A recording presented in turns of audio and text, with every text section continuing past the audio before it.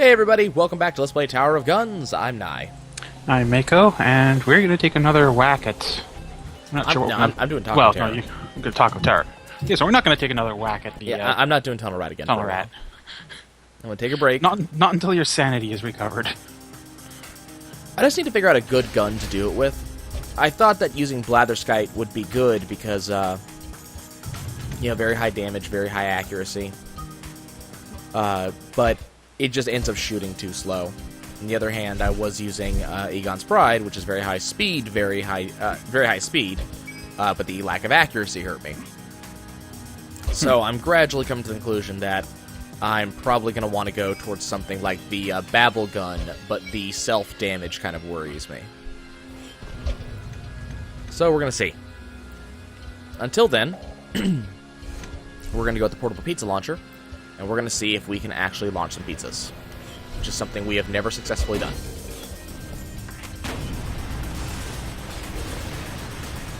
Okay, well this room basically took care of itself for me. No way. Alright. I miss my double jumps. I miss them. They were my favorite things about this game, and I haven't had them for a while, for a number of runs. Okay. Bunch of things just spawned. Most of it will take care of itself for me. I'm just going to sit in this corner for a second. There we go. See? Most of it took care of itself for me. Hey, look, a double jump. Hey, look, a health up. Hey, look, a ton of experience. Gonna keep walking around in circles while the rest of this stuff kills itself for my benefit. Can I have this, please? Appreciated. You can blow up. Okay. Looks like that's everybody. So that strategy worked rather well.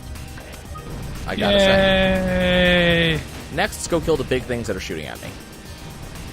Also, a good plan. Shot at. Well, I'm the only one that should be allowed to have a pizza thrower in this room. I get the feeling the game may disagree with that. The game can disagree all at once. I don't give a damn. Bounce. Bounce, bounce, bounce. Do I want bounce? I'm not sure if I want bounce. This would be a decent weapon to have bounce on. Just not sure if I necessarily want it. Ouch. Armor up. This is the wrong basement.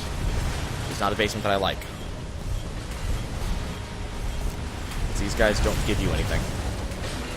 But they do hurt a hell of a lot. I think I'm going to go for bounce. I think the portable pizza launcher is a good weapon to have bounce on.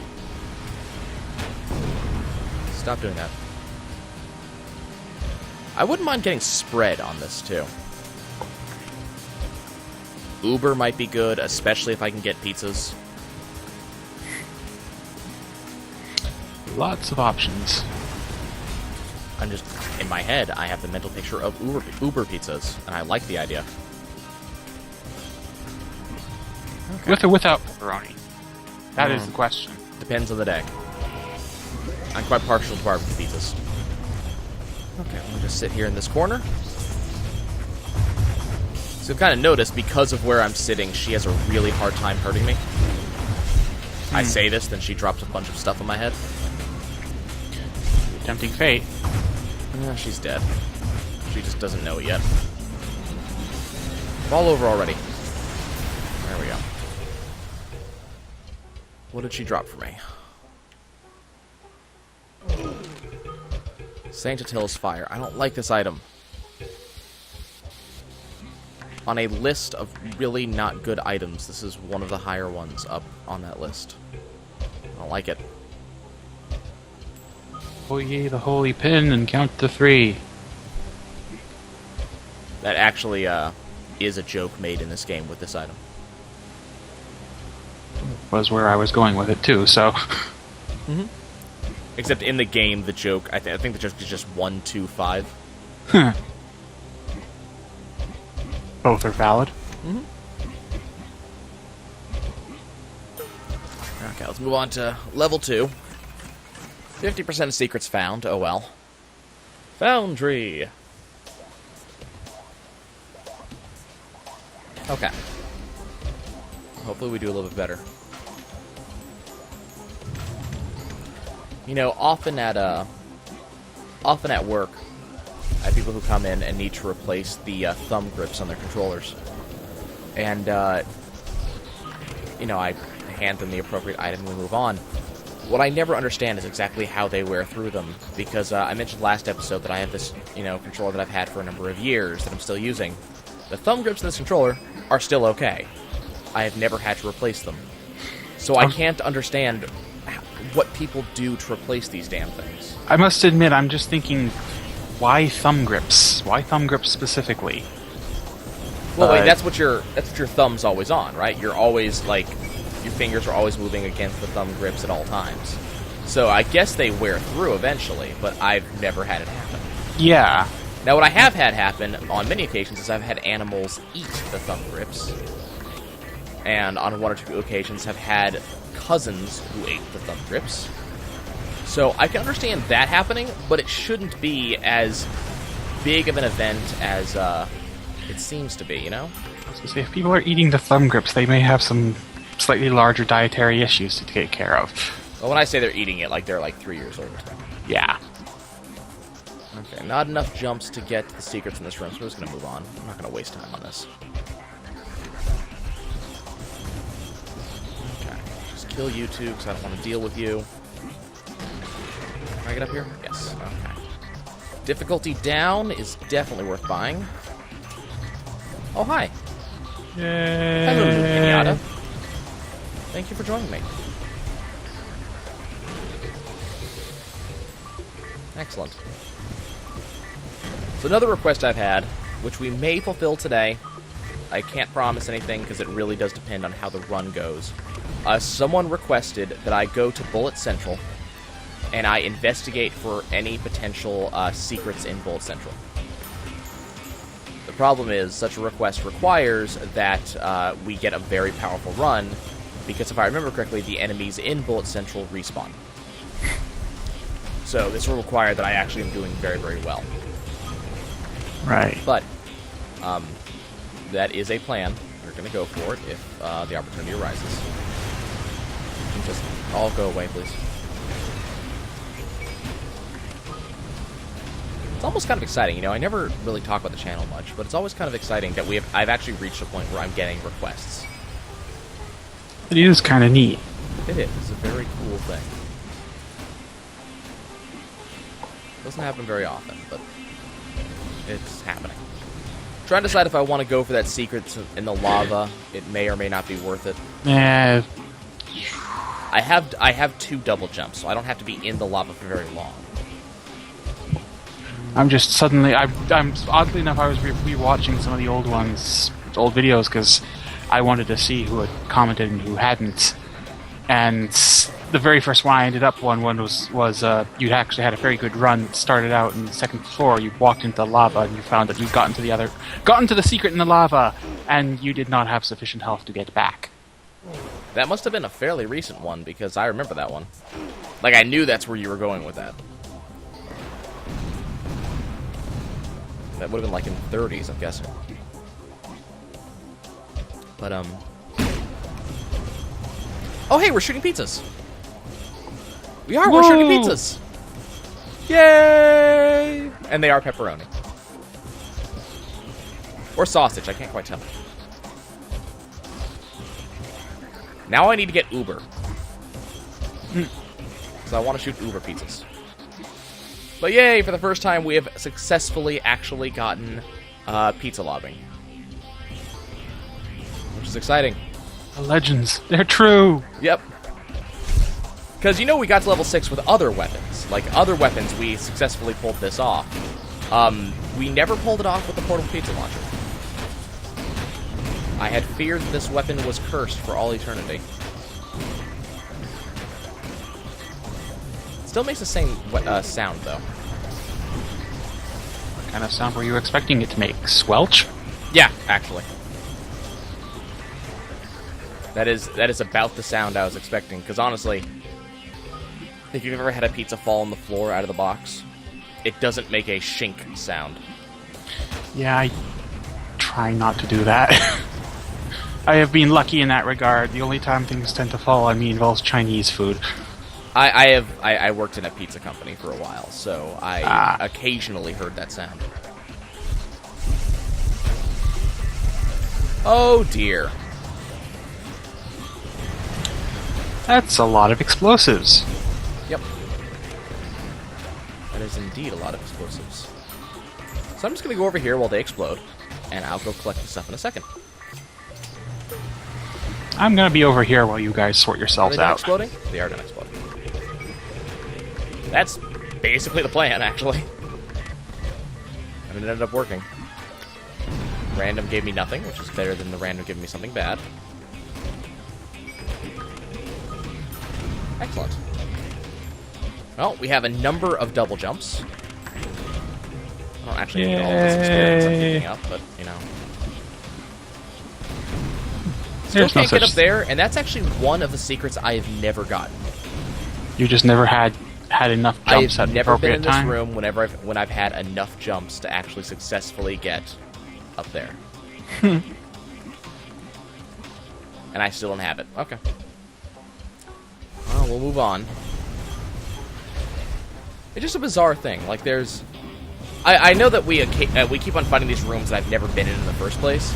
But then there's the rooms that I've been in repeatedly and have never gotten a chance to get everything. And it's just a weird feeling, you know? Well, it could be worse. I mean, it could be one of those games that sort of tracks, you know, have you done this in each room, or... Yeah. I'm pretty sure that would cause some sort of acute... Yeah. Probably. acute reaction in some players. I must go do this. Talking about like the Kingdom Hearts 2 checklist, that sort of thing. Yeah. Yeah. You've collected all the secrets in every room. Not necessarily all in one run, but... Then you're like, oh god, I gotta do it all in one run, and everybody else just like, good luck, dude. No one else is doing this. You will be the only Let's Player You are to a try braver this. or stupider man than I, and I cannot decide which. That's what it would be kind of like. That's, you know... There are certain challenges that I set for myself, and occasionally there's something like, oh god, you're an idiot. That's the type of thing that I wouldn't do that. Because I understand the time commitment required to actually make that work. Speaking of Kingdom Hearts, isn't the second remix supposed to be out real soon now? December. Yep. Not as close as I thought, but closer than... Yeah, it's not ridiculously close. It's a little wise away. But I actually have plans to run through both of the final mixes.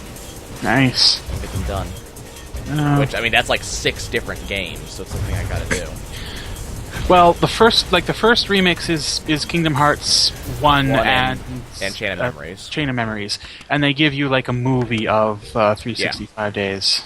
Which, because it's a movie, I'm not going to do it because, you know, needs to be a reason for people to buy the game. But what I'll probably do is I'll probably run through Final Mix and 1.5 fairly soon here. Right. Sorry, 1.5 and Chain of Memories, because it's been a good long time since I have played Chain of Memories. Chain of Memories, the version, the PS2 version, was actually a sizable improvement over the Game Boy Advance one, just because... And I played the Game Boy Advance one. Like, I 100% of the Game Boy Advance one. So did I. So, yeah, I'm looking forward to doing that. There's a number of ones I'm looking forward to doing. Yeah, as I said, there's the...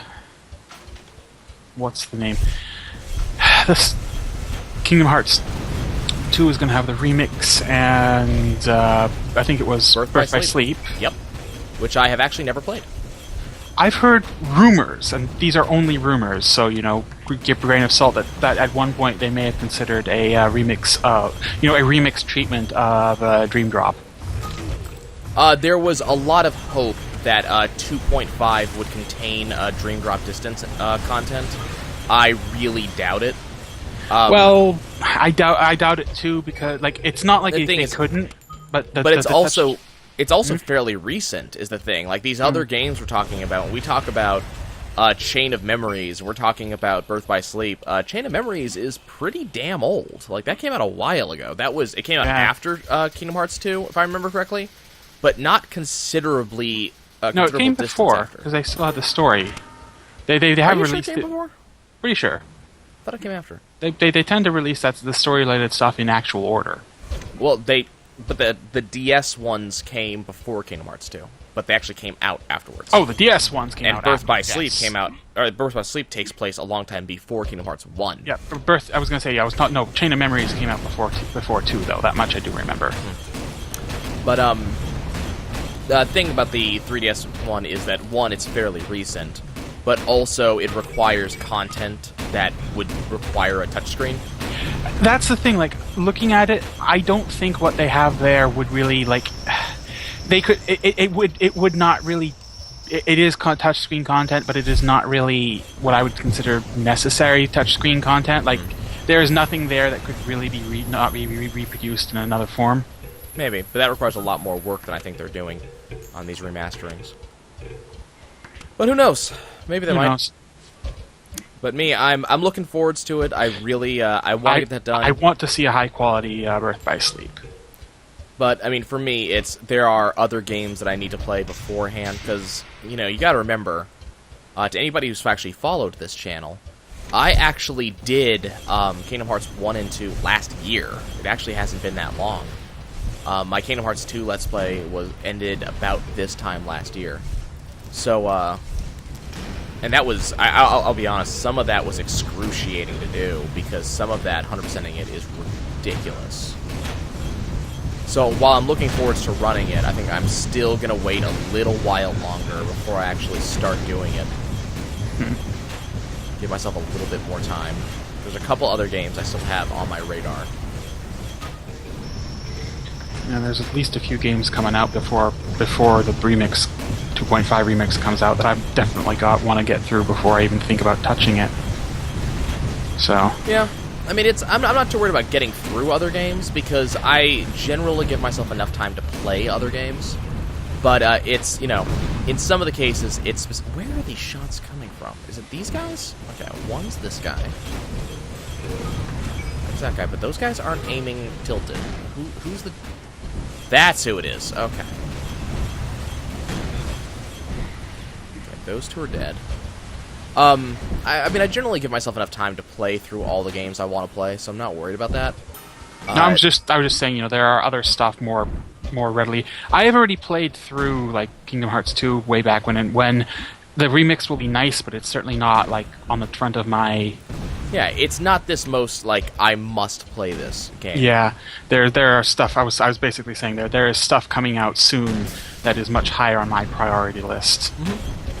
Like, I don't know, it may not be on your list. Persona Q is due out real soon. Just came out, actually. Just came out? I thought it was due out in a week or two. If I remember correctly, you're talking about the Xbox 360 and PS3 one, right? No, that's Persona Arena. Arena. Okay. Never mind. Persona Q is a 3DS. No, never mind. That's not it yet. I thought you were talking about the fighting one. No, that's Arena.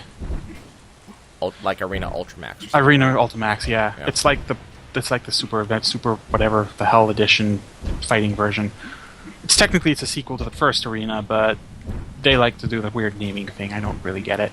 No, the one I'm waiting for is Persona Q, which it's essentially Persona meets Etrian Odyssey. Oh, okay. For me, there's a couple other games. I'm not going to mention them because they're actually games I intend to cover, so they're going to get recorded pretty soon here. But there's a couple of other games that I've been kind of wanting to do. I was actually holding off on doing them. Here's the one hint I'll give. I was holding off on doing them until a HD remake was done, which did actually get done fairly recently, which is what I was waiting for, so that's why I'm going to be doing it now. So, yeah, that got done, so I intend to play it. Probably the big deal was that the old one did not, what is this? This is Bombot Canister. The old one did not include controller support, which was one of the reasons why I was waiting on it. The new one does, as far as I understand. So, there's some stuff like that I've been waiting to cover. There has been a number of Steam releases that I have been waiting to cover for quite some time now, actually. But, games like Tower of Guns have been, this series has gone on a lot longer than I intended it to originally when I first started it. So there's been a couple of games that have lined up that I've been really looking forward to covering. So, on the plus side, I have a lot of stuff I can play. On the minus side, I have a lot of stuff to play. Make our way through Hugbot Alley. I'm not going to be killing Hugbots on this particular run. At this time. Do I have enough jumps for this? Yes. No. God damn it, really? Don't tell me that, game. You know that I have tried this sort of nonsense before and won. Don't tell me that I can't get here. See, I really, there's also a lot of games on the Wii U I want to do, but with Nintendo's weirdness about what they allow and what they don't, I'm always worried about that. Nintendo can be troublesome in that regard. Like, one of the ones I really want to cover, because I think it'd be fun, even though I'm not that good at the game, is the Wonderful 101. Wonderful 101. Yes, that is a fun game. It's an amazing game. It's entertaining enough to cover, I think. Looks like we're getting Captain's Belt. No, thank you. It's definitely it's a game that I really think would be a lot of fun to cover, just because of some of the weirdness about it. And I've only beaten the first chapter. So I haven't seen what lies ahead. So because of that, I think that would be a lot of fun to do. I actually need to finish Wind Waker, which we never finished. We got up to I can't remember why I didn't finish it. I think there was an issue with my recording equipment at the time that wouldn't allow me to record systems, which, it's kind of a big deal. So, I think that's why we stopped recording Wind Waker. We only got after Dragon Roost Island. And because... Yeah, it wasn't really far in. So, Wind Waker HD came out. I have a Wii U. I have Wind Waker HD. So what I'm probably going to do is sometime in the fairly near future, when I have some time, get my save file caught up to roughly where the video was. And then probably pick up from there. Yep. And what's more, Wind Waker is one of those ones that it benefits from the Wii U's from the Wii Mode or whatever the hell they're calling it, pad, but it doesn't. It's not a mandatory benefit thing. And some of the stuff like the double speed sail, stuff like the not having to collect every Triforce piece. All of that seems like it would definitely be worthwhile. I'm looking forward to that. We're getting a surprising amount of armor ups in this run. It's forgiveness. Attempting to buy forgiveness after the last couple runs. I think so. That's definitely what the game feels like it's trying to do. Where am I? I don't necessarily. Okay. Well, I guess we are going to blow those up then. I don't want that. Thank you though.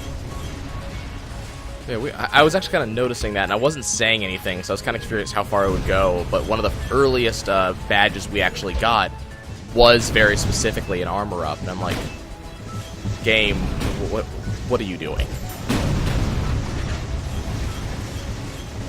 Oh god, look at all this. Look at all these twerps. All of these twerps. Yeah, there's a lot that I want to do, but I really want to, even though, like, achievement-wise, I've 100% of this game, I kind of want to do it with all the perks. That being said, I will say that that the tunnel rat is pissing me off. It's just something about that perk. Okay, I'd like to have this. Can I have this, please? God damn it. The problem is the drops bounce on this blue stuff as much as I do. So I want this badge, and the game's like, no, it's bouncing. God damn it! Okay, where is it now? It's right here. Okay. Give me the badge. Where is it? It's right here. Give me the damn badge. This is so This is stupid. beautiful. I'm kind of hoping that eventually it'll... Okay, maybe I'll just... No. Okay. The problem is I'm out of double jumps right now. Okay, let's go over here. Let's get some double jumps. Okay, let's try this again. Got it. Okay. Done with that nonsense. But yeah, it's, Tunnel Rat's annoying me. I think the next badge shouldn't be too hard. The one after this one, honestly, I think this run's basically one already. Not necessarily counting it just yet, but the next badge is it just gives you a free health up to begin with. So I think that'll just be a fun run. That'll be kind of a relaxed run. And then the run after that is going to be Nightmare Mode, which I'm looking forward to. It's something I've been looking forward to since I started playing the game, and since we first unlocked it. So what I might do is, for the next run, I might turn off Endless Mode, just so we can get through it faster. Because if I can get the Uber win to begin with, I'm probably not going to care about doing much more. Probably going to do the same thing for,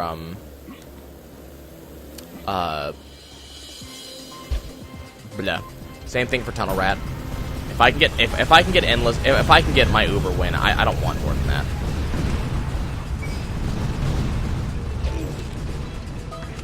I love this game. I really encourage everybody to get it, but I've been playing it for way too many hours. A little too long at this point, yeah. It's a game I'm probably going to want to come back to, but yeah, it's one of those games like The Binding of Isaac. Even though I really like Isaac, I'm waiting for Rebirth. That's the plan. It's, don't really have any intention of playing it again until Rebirth, because that's the thing that I want. Okay, let's go ahead and pop in here. There we go. That said, if you can just see the sheer amount of hours I have put into this game, you can see exactly why I recommend it so highly. Ouch.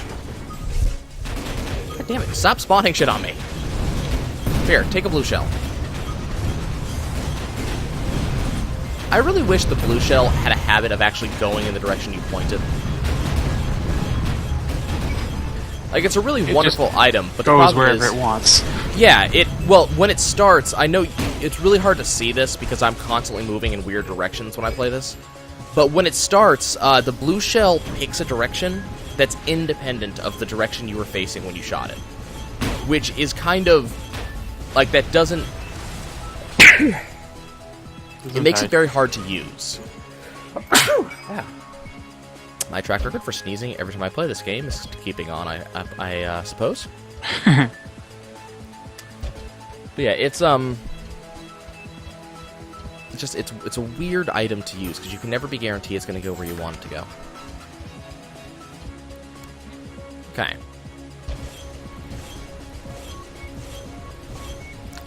Yeah, I don't think bounce is doing all that good for us when it comes to this weapon, so I think we're going to want to replace bounce if the game gives me an option. Hello.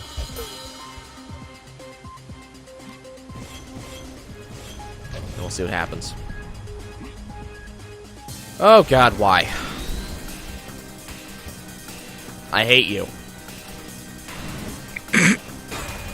Of course. Yeah. It wouldn't be a run without the Egg Scrambler. Eggs versus pizzas.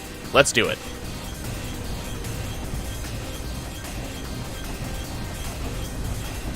I'm trying to think of some, like, joke about that.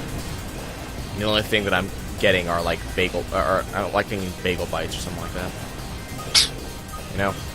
It's the only joke I got going for eggs and pizzas. It's like, which one's the better morning snack? Well, pizzas. Everybody knows that. Pizza bites. Or bagel bites. And I'm sitting there going, you know, I wasn't allowed to eat bagel bites in the morning. They were on a bagel, but it didn't matter because it wasn't a morning food. There's the third time Bombot's canister has shown up this run. Go away. I don't want you. I don't know what it is. It just won't go away. It senses weakness. I guess. So we definitely have really good jumps. That's the thing that we do have this run. Damage could be higher, and by could be, I mean definitely should be. I'm actually not sure if we're going to be able to successfully beat the Maw on the first run.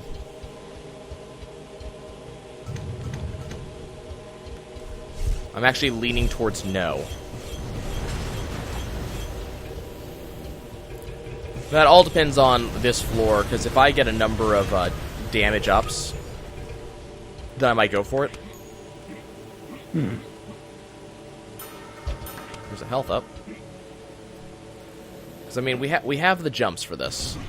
You know, that's the thing. We have level 6, that's a thing. Kind of in general, we're doing really good. We got some damage. We haven't got any speed ups, which is kind of interesting. Typically, we have a lot of speed ups by this time in the game. It's true. Pick this up. We're also at a point where, I don't know, I won't say we don't need them, but... I mean, I could always use speed ups, and I would really appreciate having max speed, just because it makes dodging a little bit easier.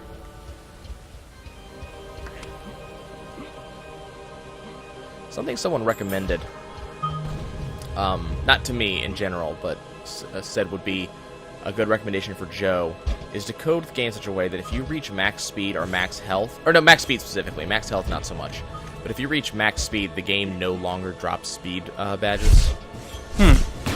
I'm not sure how I feel about the suggestion. Because on the one hand, yeah, it would let you be more powerful, but on the other hand, yeah, it would let you be more powerful. Like, it's... You know, the fact that you can get badges that don't help you does help maintain a little bit of a difficulty curve that the game gets to maintain. That you don't always get something you need or necessarily want. There's my speed up. So I'm not sure how I feel about the suggestion.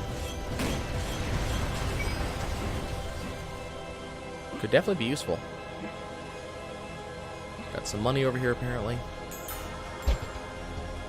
I guess we'll see how easily I kill the gumball machine, and if we're doing really well, I mean, I have a blue shell, so hopefully it'll be particularly easy. But if we kill it really easily, I might go after the Maw. I'm just not sure. We don't seem very powerful right now.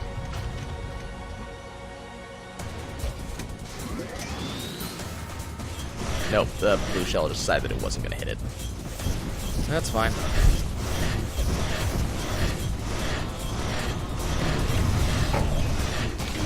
Whoa, what'd I get hit by? And it's dead. But that was the blue shell. The blue shell actually did come through at the end and hit it. What is this? Vampire? I'll take it over bounce.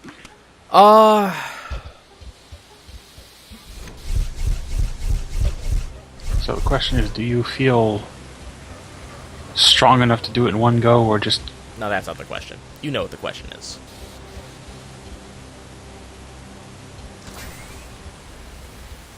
Do you feel lucky, punk? Given that the RNG and I have an agreement, and that agreement is that he fucks me over at every opportunity, the answer is no. Well, that's the question the game is asking me. Unfortunately, I can't remember the entire the entire line. What is it? It's, I know what you're asking yourself. Did he fire 5 shots or 6? Well, I don't rightly know. So the question you should be asking yourself is, do you feel lucky, punk? Something like that. I can't remember the exact series of lines. I can't remember. Yeah, I know the exchange. I haven't seen the movie, but the exchange is famous. It has been so long since I've seen that movie. But I can't think of that exchange without thinking of the robot chicken joke about it. See, I can't think about it without thinking about the mask, so there you go. Unfortunately, Blue Shell is not active, but that said, I don't think we've ever successfully gotten Blue Shell to hit the Maw anyways. No, the Maw's... So... The Maw is finicky enough that it doesn't seem to do any good. Also, the Maw seems to have a very funny hitbox. Given that it keeps phasing in and out. Well, it doesn't phase in and out as long as you stay on the platform. If you stay here on the platform where I am, the Maw will not phase out. But I think the problem is, I think it's too far for the Blue Shell to actually try to hit.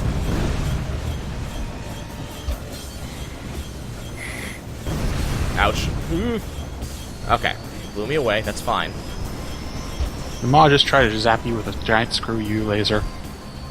It missed, too. Okay, what we're gonna do is we're gonna stay over here for a second, get rid of some of the spin bots, Ouch. Luckily, my level of armor is significant enough that all the bullets that hit me did not hit me very hard. Okay, I can live with this.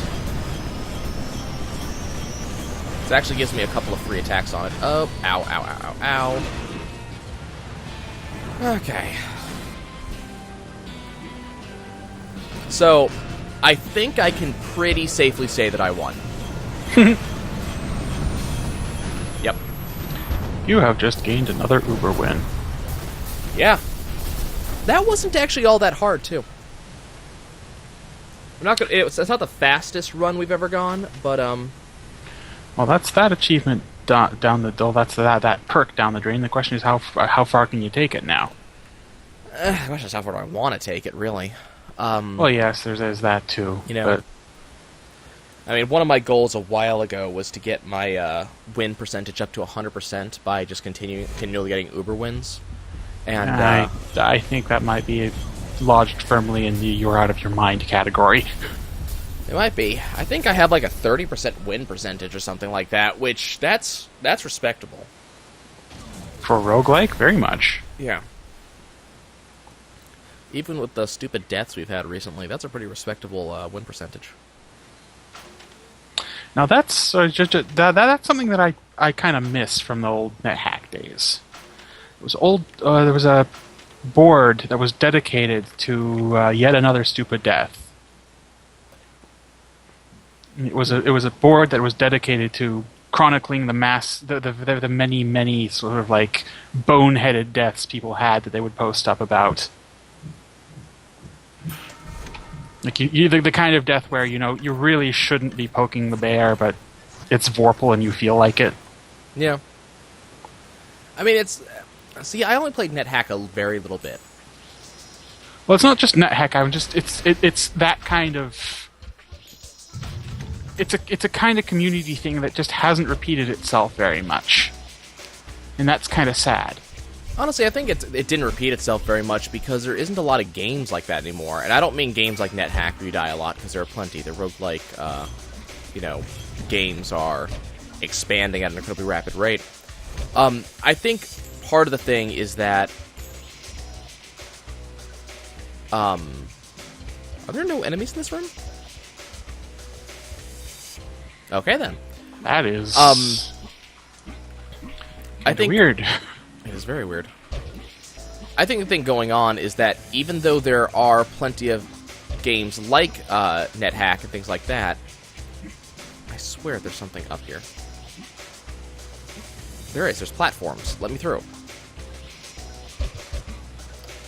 There's plenty of games like NetHack, but there's nothing. There's too many, I think, is the thing. I think that's the situation that we have reached. Is that that's what I'm looking for right there.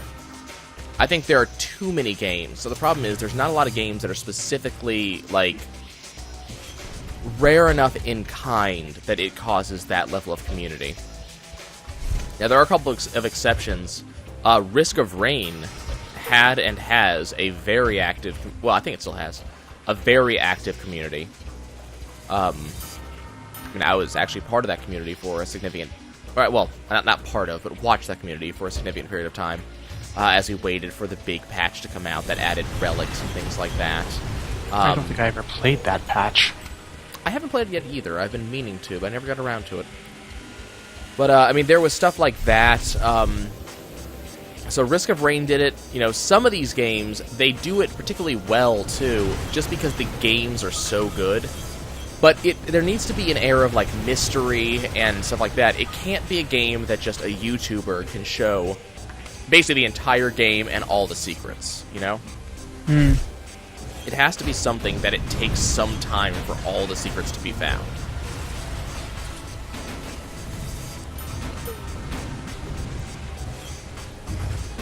Like, for example, did I ever talk... I can't remember. Have I ever talked about the whole thing with Halo 3 with me and my friend? Did I ever talk about that?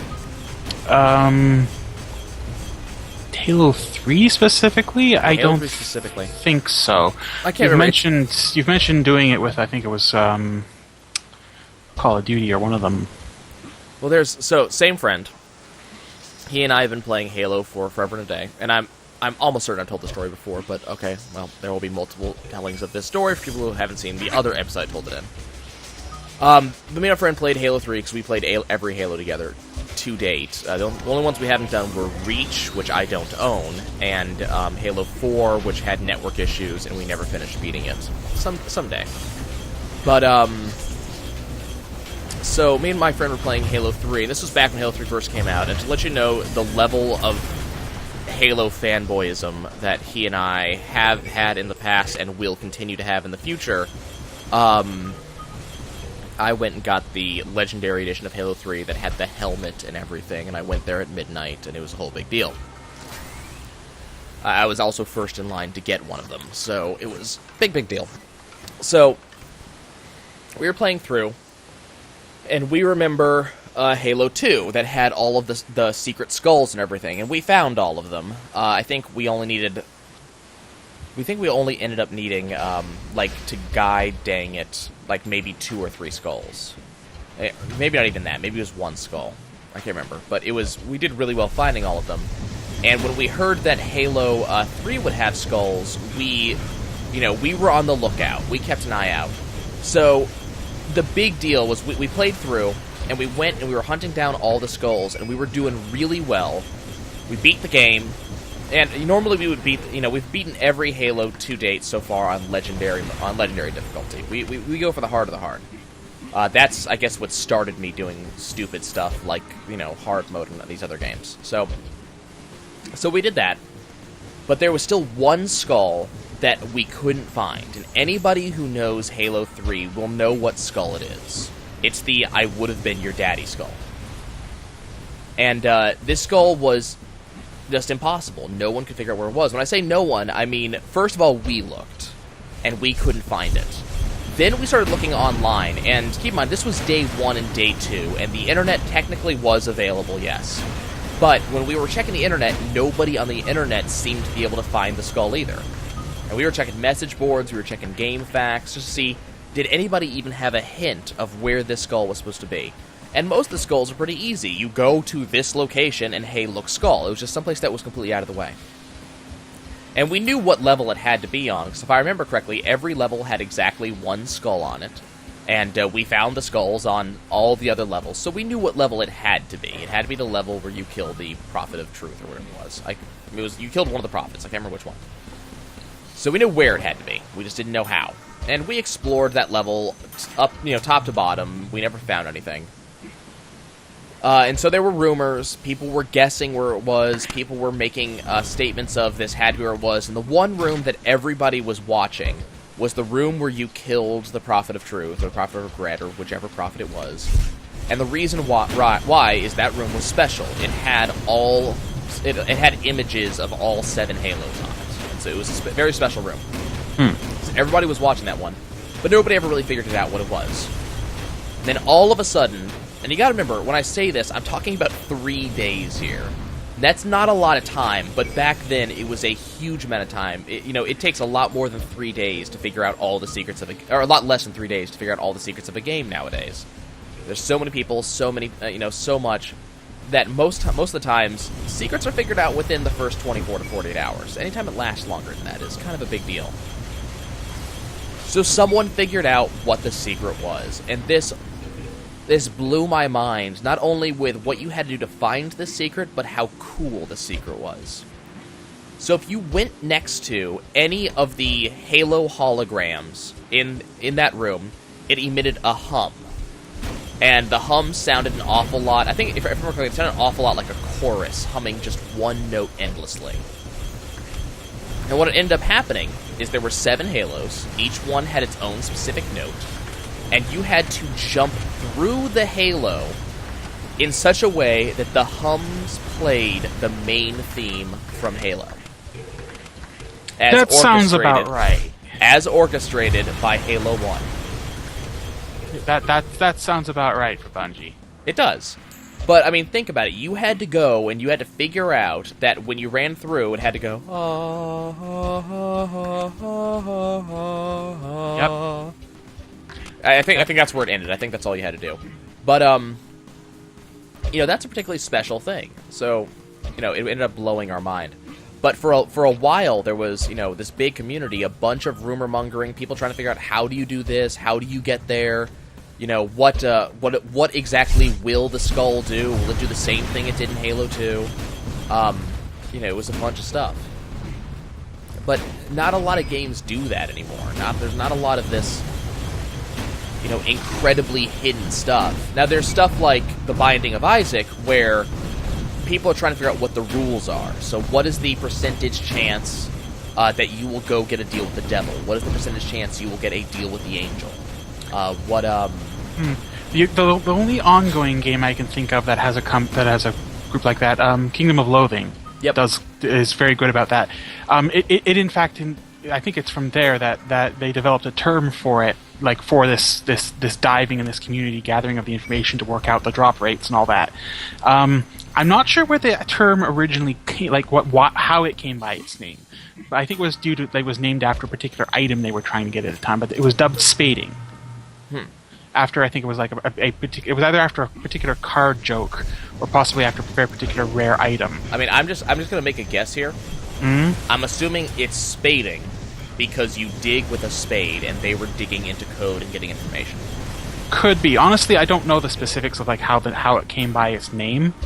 But that's, as I said, it's something that's been going on in that community for a long time, and well, from what I understand, KOL is constantly updating. So updating. That's the type at least once a month. They add something at least once a month, even if it's just like a cash shop thing. I mean, that's kind of something that's understandable. That they're constantly updating, so therefore you constantly want to check it.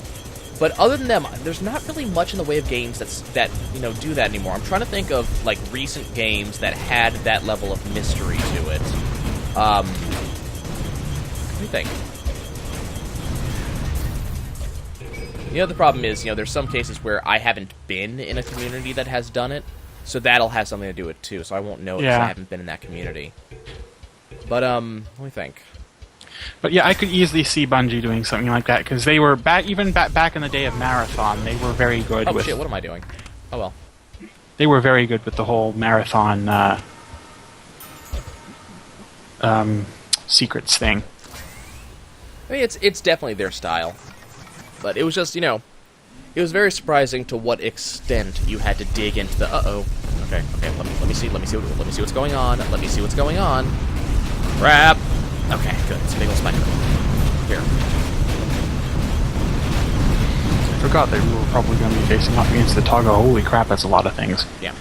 Well, this is the infinite spawn tank room. But the problem was I actually spawned into it before I could see it. So I was hearing a lot of stuff shooting and couldn't tell what was going on. Okay. So this is the level 6 Party Bringer. Whoa. Seems about the same as level 5 Party Bringer, really, to be honest with you. What is this? Pocket change generator? Don't really want it, thank you. I mean, there's always going to be these games that have an air of mystery about them. They're mostly roguelikes. They're where you're trying to figure out how do I do this, that, and the other thing. So that's definitely going to be a thing in general. But what I can't think of is many games that do it to that extent, that have something that you have to theory craft. There was something recently. What am I thinking? I mean, well, I hear that there's one going on right now for the Disney show Gravity Falls. Oh, yes. I remember hearing quite a lot about Gravity Falls. So I heard that there's one on that, but Disney, from what I understand, I saw there's an official website for it. Disney specifically forced that one to go through. I hear it's a really good mystery, though, but like Disney did that one on purpose. Well, I've heard nothing but good things about Gravity Falls. But I've heard excellent things about Gravity Falls. Disney appears to be intent to pretend that it doesn't exist around here right now. So let's see. And regrettably, Netflix is not a thing up here. Hello. Give me that. Can I have my level back, please? Thank you. God, I'm trying to think of just any game I've played recently. Like, there was stuff like, I mean, Borderlands had a little bit of it. but there wasn't. I mean, there wasn't much for Borderlands you'd have to come up with. But there were some questions on, like, you know, just secrets in general. If you went to this place, if you went to that place. I think that Borderlands is predisposed towards some of that too, especially since Borderlands 2 with the vault symbols. Yep, not the vault symbols, but also stuff like just, you know, what because Borderlands lets you do such an extreme level of, like, platforming in the game, and in some cases it's required. So no Borderlands did it. There was the okay, I'll give you a good one. Do you remember the potato sack event? Oh God, yes. For Portal 2. Yes, I remember that. So for those who don't remember this one, and it's easy to have not noticed this one because it only happened with Valve. It was specifically for the computer, and it was for about, I think it was 3 weeks preceding the launch of Portal 2 or something like that. So a bunch of really excellent indie games, including I forget the full list, but for example, Defense Grid: The Awakening did it. The game Amnesia Wonderful did Into it. the World, Amnesia, A Reckless Disregard for Gravity. They all basically had, like, Portal 2 themed special bits added to them. The thing is, you didn't know it was called the potato event because they put potatoes in everything, and like the A Wonderful End of the World, for people who know that game. Not a lot of people do, which, you know, it's an interesting game. It's a Katamari-like. A lot of the collectibles were potatoes, as opposed to, like, the flashes of light they were supposed to be, or whatever it is. So, just very cool stuff in general. But the game added there was a bunch of it was an alternate reality game. It was an ARG. There was a bunch of just hints that kept being added to each game. To give an example, one that was really cool. In Defense Grid: The Awakening, one of the maps was actually a QR code. And if you took a picture of it with your phone and did the QR code, it gave you... God, it was this thing went so deep. There was... You had the QR code, and then the QR code... Okay, this I do want. So what I'm going to do... So we're going to put Precise on this, because I actually want to try Rapid on the Party Bringer. Nope, give me Rapid. Oh God. Let's see what Precise does for it.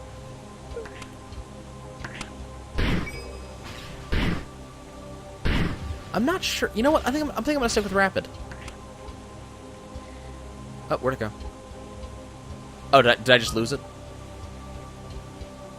Ah, okay. It got glitched out of the room. Oh, well. We'll go with Precise. But, like, there was... it was this whole thing. There was a audio file that you ended up getting, and the audio file you had to decode the audio file. Like, it was this whole big nonsense. There was a huge group doing it, and what it ended up saying was it was talking about how Portal 2 was on the way, and it was also it was talking about basically something was trying to reboot itself in advance, and it was making a joke about utilizing a potato-based charge. Well, the big deal was that it was also hinting that the more people played these specific games, the faster Portal 2 would come out on the computer. Which actually ended up... Is this another Party Bringer? It is! Like another gun. It's another Party Bringer. So, It's another Party Bringer. It just gave me another one. Okay, that's fine. But yeah, it was... the more people played these particular games, the faster Portal 2 would come out. I think it was able to come out up to 2 weeks in advance on the computer versus the systems. Unfortunately, it wasn't figured out until way late, so we only got it. We got it a couple of days early, but it wasn't the huge early event. I remember hearing that it got that they changed the goalposts a couple of times. I think they pushed them forwards, if anything. But I don't remember. I mean, it's been so long since it happened. Anyway, still, it was a neat thing. There was a lot of different games. Like, each game sort of also gave it its own twist on the matter to some degree. Amnesia's was kind of neat. It was its own little mini campaign with a very GLaDOS-like... GLaDOS was actually in the Fence Grid, if I recall correctly. Yeah, there was a level where you had to deal with GLaDOS. There was a couple of them like that. I just can't remember all the details. But that had a huge community trying to figure that out. Any really big alternate reality game will develop a big community trying to discover it.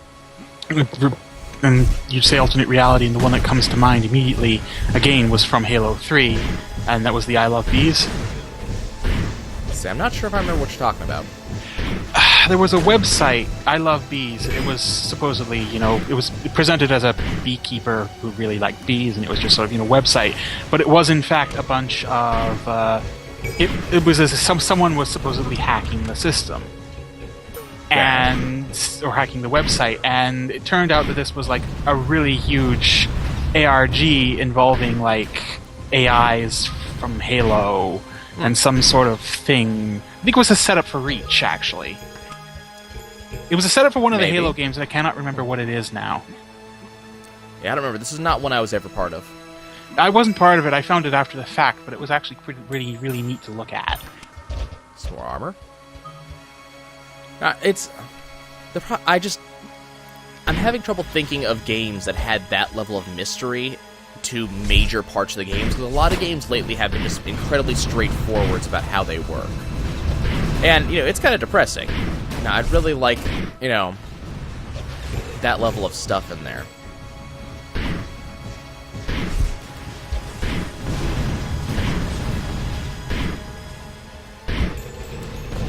A lot of the problems is there's a lot of these, they'll show up, a lot of these groups will show up when, especially if there's holes in the game's canon that players have to piece together based off of just hints.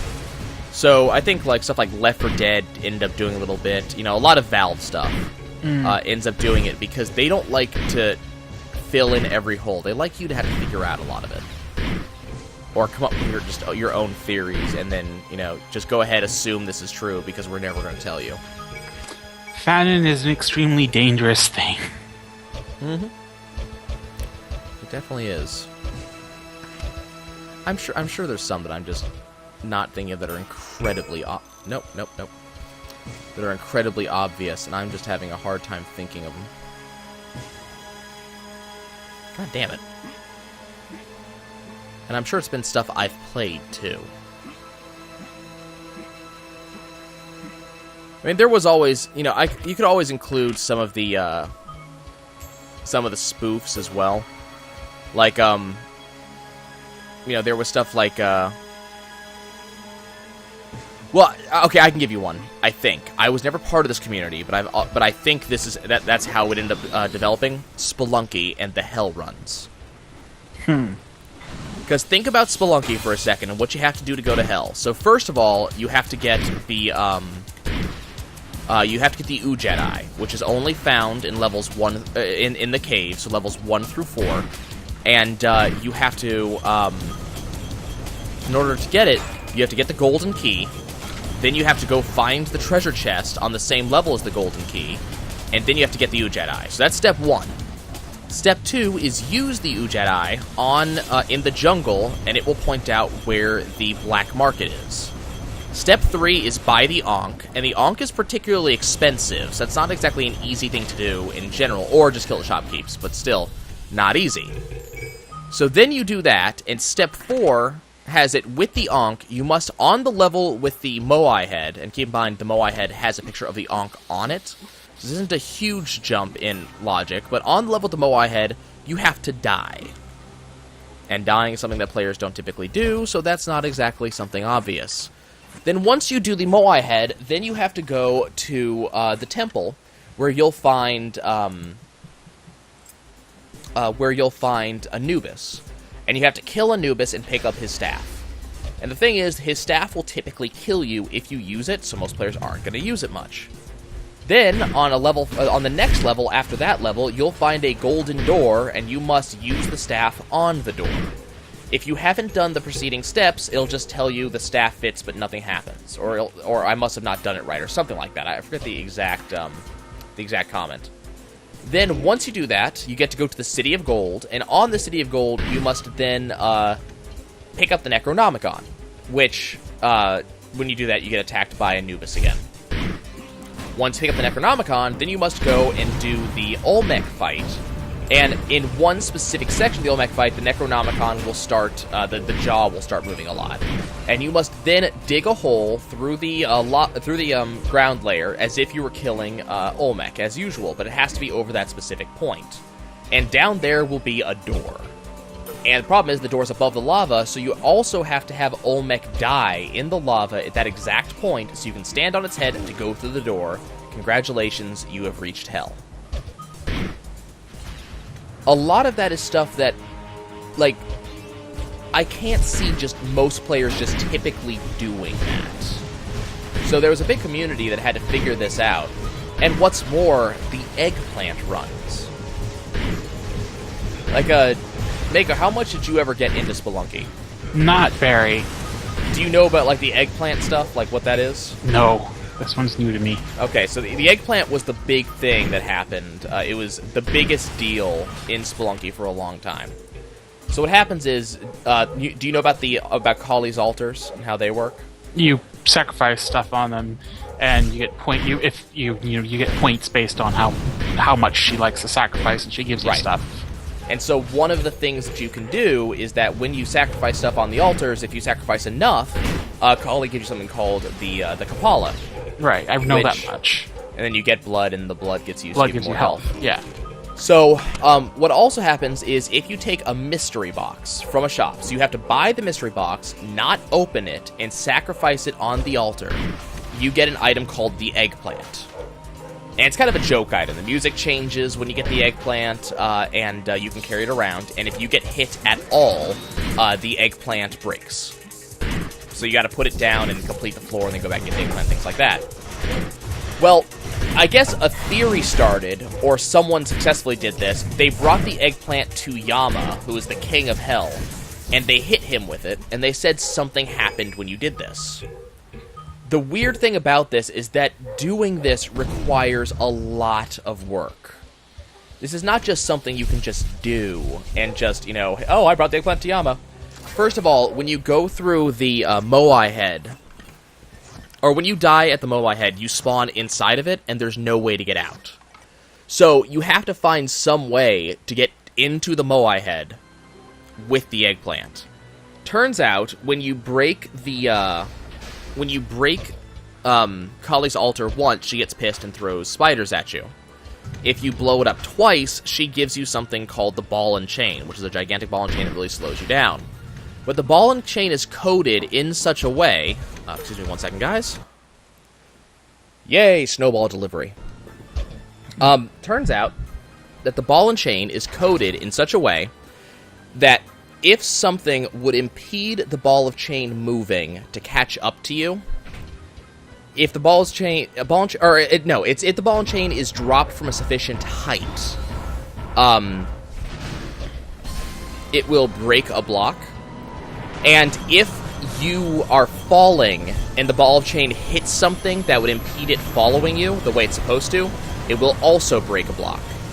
Well, the thing is, the Moai head is unbreakable by any normal means, but you can use the ball and chain as a tool to break the Moai head, thus allowing you to bring the eggplant into the Moai head. So, that's done. But then it gets worse, because in order to get into the City of Gold and actually bring the Moai head through there, you have to be able to carry the scepter and the eggplant. But you can only carry one through any given door. So prior to the temple, you also have to buy an item/character known as the Hired Help. Problem is, Hired Help is known for killing players. Like, its AI is horrendous. So it gets you killed a lot of times, so most people ignore it. But you have to buy Hired Help. It has to survive into the temple. You have to give it... you can't give it the eggplant because it won't pick it up. So you have to give it the scepter, and as I said, the scepter is known to kill players. And so is the Hired Help. So you just put two really dangerous things together. So you have to have the Hired Help carrying the scepter as you go through, as you unlock the City of Gold, and then you proceed normally. And then Hell is incredibly difficult to pass through as well without taking damage. If you successfully do all of this, and get to Yama, and throw the eggplant at him, something cool happens. People were going crazy over this. But the question, this is so much stuff you had to figure out to do. That's the last time of, like, super great mystery I can think of. Just because there's so much to it. There's not many games that put that many secrets behind secrets. I mean, maybe, Tower of Guns with the secrets on top of the tower, but, I think that was just someone who just decided... It's kind of like me and was exploring, but they looked around, they went, hey, I wonder what's up there, and that was how that happened. That's really not the way I do things. I never got that far, basically. I never went exploring that far out of the tower. Now, I know there's a secret around here somewhere. But yeah, I can't think of many ARGs other than that, which is kind of weird. Okay, we have jumps. Let's go look up here. Is there anything up here? See, this wall is weird to me. This one specifically. Because it's flat. The other ones aren't. But, nothing. Okay. I've never found a secret in this room. Which I find really odd.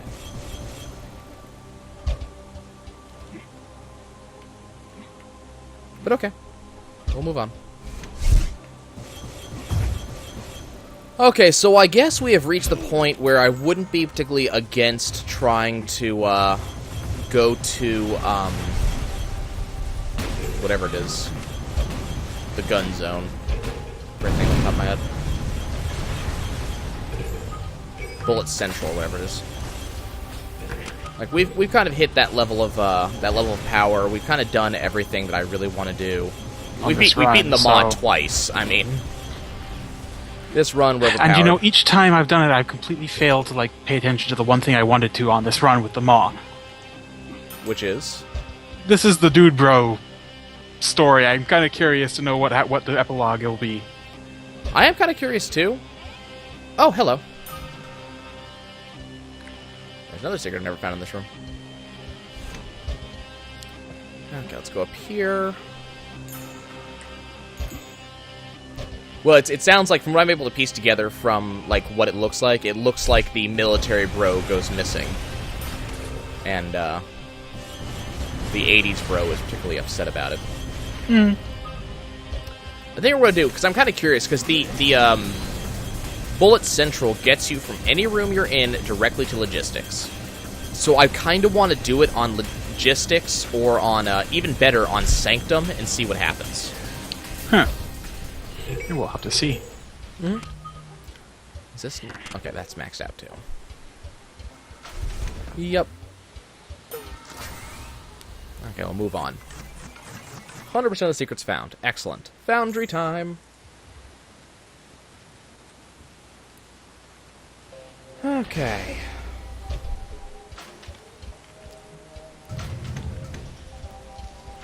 And we should be able to see all the secrets in this room. We've got such high defense right now, it's kind of ridiculous. High defense, pretty good offense. I mean, we just murder things with our cheesy goodness. I mean, this is a run that could go on for a long time if I tried. I'm just not sure how long I want to try. What's going on here? Anything? Bunch of experience. Okay. Did I trigger the secret in here? There it is. Yeah, I mean, with some of these runs, the question ends up becoming, how long do I want to go? Yeah. And that's when I start doing stupid stuff. Or worse, you get bored and you just... And I start doing stupid stuff, yes, exactly. Yeah. Either way, stupidity... Stupidity happens.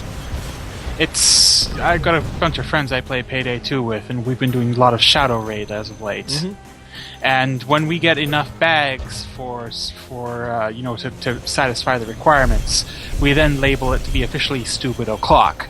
And from that point, I don't think I can name a single run that has lasted more than about 2 minutes past that point. For those unaware, so Payday is a game that everybody should play. It's an awesome first-person heist simulator. And Payday is known that you can go and stealth certain runs and, you know, do it without anybody ever noticing. So this is when you successfully go into a bank, you kill the guards without any guard ever noticing what's going on, you get rid of the cameras, you get every civilian on the ground and unable to make a phone call to the police, you disable the alarm, you steal all the contents of the bank, no one ever knew you were there long enough to stop you. This is known as ghosting. That's ghosting, stealthing. Now, you know. Shadow Raid is a particular heist because it's heist that works on slightly different rules. In Shadow Raid, stealth is mandatory. The moment the alarm goes off, you have a 60-second counter to get to your escape van. If you haven't stolen enough bags of loot to make it count, you've lost the mission. Whereas on normal missions, if the alarm goes off, you just fight the police for a while until you can escape with all of your lucre. You go loud, and you basically have to hold off waves of police while you work on whatever it is you're doing. The Shadow Raid's kind of different because a lot of people like going loud. Going loud is fun. Going loud is fun. Going loud is fun, and I mean, they just released a patch, a DLC, based on Hotline Miami. Yeah, I haven't seen that yet. If you like going loud, the Hotline Miami DLC is going to be like the best thing ever for you. Because it is non-stop chaos from start to finish.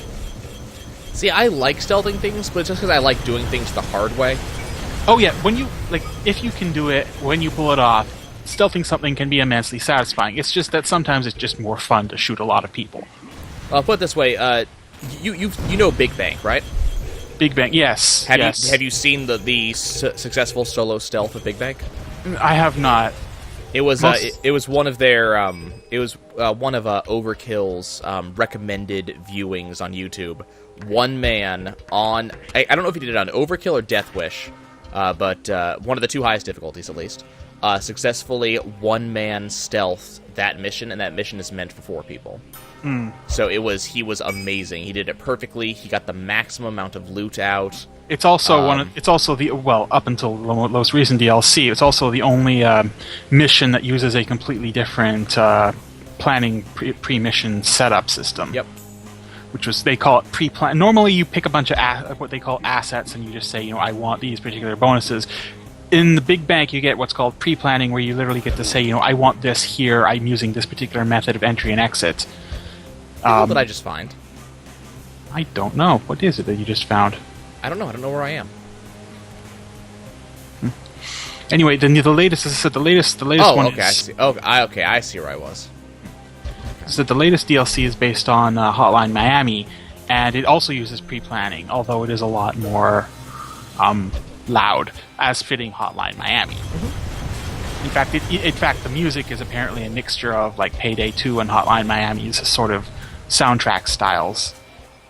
I really like it when developers work together for shit like that. Makes it a lot more fun. I mean, I understand why it can't happen for a lot of games, but with some of these games, there's a game coming out fairly soon, or not soon. It just got crowdsourced, but there's a game that I'm looking forward to coming out called Aegis Defenders, and it looks really good. It's a side-scrolling platformer / tower defense is basically what I got from it. And you play in a world where, I guess kind of, it feels kind of post-apocalyptic is the feel that I get from it. And there are computers running the world, and technology is seen as magic. It's so far gone at that point. But there's a lot of technology still available for use by normal everyday people. So you play as a engineer and his daughter, or a granddaughter, who know about how to use magic, and you're trying to defeat an evil computer. I believe that's how it's supposed to go. And what really got me, quite apart from the really cool gameplay styles of, again, using technology as magic, so, setting up a gigantic turret to blast your enemies is more of a magic attack than it is to setting up a turret to blast your enemies.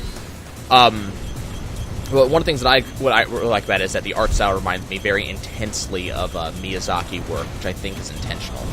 Nice. I'm trying to think of the one movie in question. Oh, yes.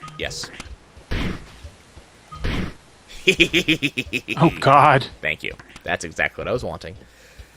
Which movie is it? It's, I want to say it's Nazca and the Valley of the Wind is the movie it reminds me of the most. But it has that same sort of, like, hood style. The grandfather has a big, bushy, white beard style. Just the whole shebang. Oh, I think I remember seeing that one. Yeah. And what was really Very cool sort of about it... almost very pixely kind of Yeah. graphic style. It's like old school, you know, I think 16-bit style. Hey, look, it's that same Togadrome that I was in previously. And I beat it just about the same way in the same amount of time that I did previously. But one of the things that was really cool about it is that some of their stretch goals in Kickstarter were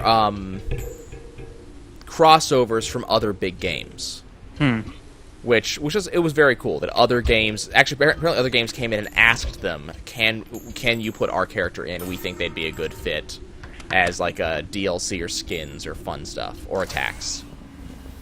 So stuff like that. You know, when Bastion on the computer got the Portal 2 turret as a New Game Plus weapon.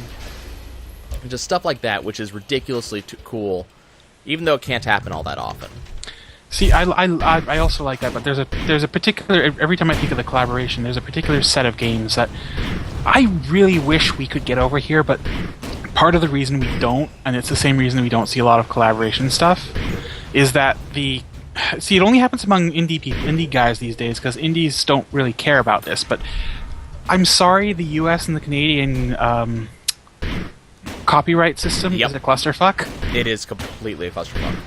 And it's the same reason that we'll never see like the game series I really want to see, which is I am a rabid fan of the Super Robot Wars games. But the rights to get all the different Super Robot Wars series is... Oh, someone wanted me to explore the entirety of the warehouse crate maze. Oh god, the crate maze. I mean, you gotta understand, guys, the crate maze it only has one solution, one correct solution, and all the other ones are wrong. So here's the start. So go through. You go all the way to the leftmost of the hand, it just says, wouldn't be old school without a crate maze. The next one is to the left, and this deposits you outside. The next one... Oh. Where's my door? Hold on, where am I? There it is. Okay. So then it's... If you go straight, there's nothing. Go to the right. Then go left. This is the correct one. This one is incorrect. This one deposits you near the ceiling, so if you don't have double jump, you're taking damage. Let's see. I believe that's actually just this teleporter right here. Yep.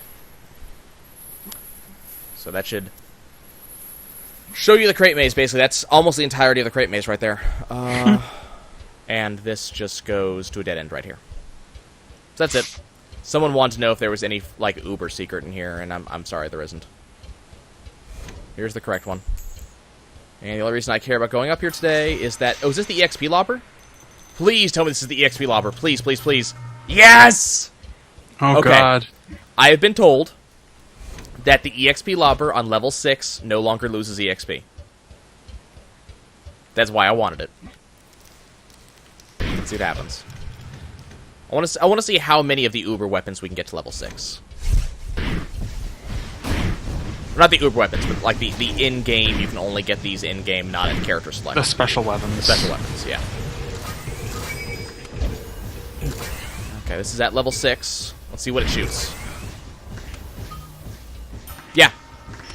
It shoots a gigantic explosion, and it does not lose stuff. It's awesome. Oh, no, it does. Okay.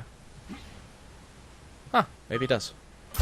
I don't know. I was told that it didn't lose... Or I read that it didn't lose the XP. Let's pick up this badge for the hell of picking up this badge. Or not. Apparently I jumped too high to pick up that badge. I know, right? Let's go pick up some more blue EXP right up. I've forgotten what we were talking about now. We're talking about crossovers. Crossovers, right. You were mentioning one, and I can't remember. Yeah. Anyway, like as I love the old Super Robot Wars series, and I really wish we could get more of them, but the Bandai and the Brightsness get all the necessary things for all the different series. It's a clusterfuck because of the way it's set up in the US. And the companies that already own some of those series just they cannot play nice with others. I mean, like, I want to say crossovers, but I understand that most crossovers would also screw up the series in the first place. But, like, for instance, stuff like, the recent Hyrule Warriors, that does it well. That's not really a crossover. It is totally a crossover. I mean, it's not, there's no Dynasty Warriors in it, but it's still a Dynasty Warriors meets Zelda. Right, well, I was going to say, it's a Dynasty Warriors style game, but it's not like a crossover of anything. Oh, come on, do not tell me that Volga isn't Lubu. Come on. No, I would... In terms of threat, not really. No, he is Lubu. Don't lie to yourself. They introduce him over and over and over. He is a recurring boss fight. He's fairly difficult. He uses a spear. He's Lubu. Search your feelings, Mako. You know it to be true. Like, that's the first thing I thought when I first saw Volga was, oh, hey, look, Lubu. Yeah, he's a bitch, but he's not, like, he doesn't have the same depth, doesn't have the same threat level Lubu does. See, I never found Lubu to have that much of a threat level. Now, cheesing off the Cuckoos. That feels more like Oh it. god, you haven't even seen half the good Kuko level shit, have you? Have you explored adventure mode much? A little bit, but not much So, yet. there are random Kuko events that can happen in adventure mode. My favorite examples of this, my favorite example is either you get the golden Kuko that will eat, and if you don't kill it while it's eating, it will... Okay, I know there's a secret here. There we go. If you don't kill it while it's eating, it will... It'll get big and it'll bigger get bigger and nastier. bigger and bigger, and then it will take a fort for itself, and you have to go deal with it. I've actually had one where you can get a set of Kukos like working for you. Oh, okay, you had the Kuko. Have you had the growing Kuko army one though? No, just the Kuko mother and child. Okay, so the better one than that, like the +1 version of that, is the Kuko army, where you save a Kuko from death, and then from there on out, every fort you go in, the more enemies you kill, the more Kukos join your cause. So instead of getting normal soldiers, you get Kukos attacking with you. It's absolutely fantastic. But I mean, honestly, I consider that game to be a crossover. Can I get this, please? Thank you. God, that's so powerful! I was gonna say, I'm trying to think what any of the other ones might be. Like any other recent sort of crossover-ish games. I mean, the true fact of the matter is, there aren't many, you know? Like, crossovers just don't happen a lot. Like, you have stuff like, what is it, like Trinity Universe and stuff like that, but that's one company's crossover with themselves. Yeah. I wasn't counting any of Misa or Compile Hearts stuff, because they do that all the time. I mean, Super Smash Bros. Has become increasingly crossover. But the only characters who get added are specifically, from what I understand, they're from the company who is making the game this time around. So the reason that we're getting Mega Man is because Capcom is actually doing the legwork on Super Smash this time. That's what I've been told, anyways. I'm not sure how true that is. But I believe that it was, who is it? Konami that owns, No, it was Sega who did it last time, and that's why we got, Sonic. I can't remember why we got Snake, though. Twin Snakes was still a thing at the time, so... Am I taking damage from this gun? I hope I'm not. Okay, this room scares me. From the XP? Yeah, from the XP launcher. Well, the XP launcher is essentially a grenade launcher, so you're getting yourself caught in your own explosions. I'm not sure if it works that way, though. When in doubt, it might be safer to assume it does, because you don't have self-protection. And this is why I am shooting from over here right now. Okay. You're pissing me off. Die. Ooh, your health is really low. I think you might have had it. Problem is, I don't have any potions or food. It's food badly. The thing is, I'm launching pizzas that I can't eat. It's not my fault you chose to have pineapple on them. Hey, I like pineapple pizza. So do I, but it's the traditional thing that you mock for having on pizza. Psh, pineapple pizza's amazing. More Okay, jumps, grab that. more XP, more jumps. I could totally use more jumps. What's up here? Guess we already got it. Okay. There is no such thing as enough jumps. Wow! Okay. So the answer is yes, the XP lobber does hurt you. Okay, let's see what the epilogue on Bro was.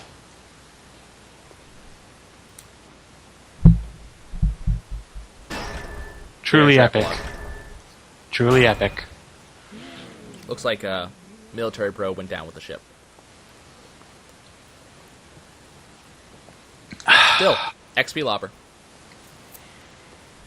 That was certainly a thing that was a thing.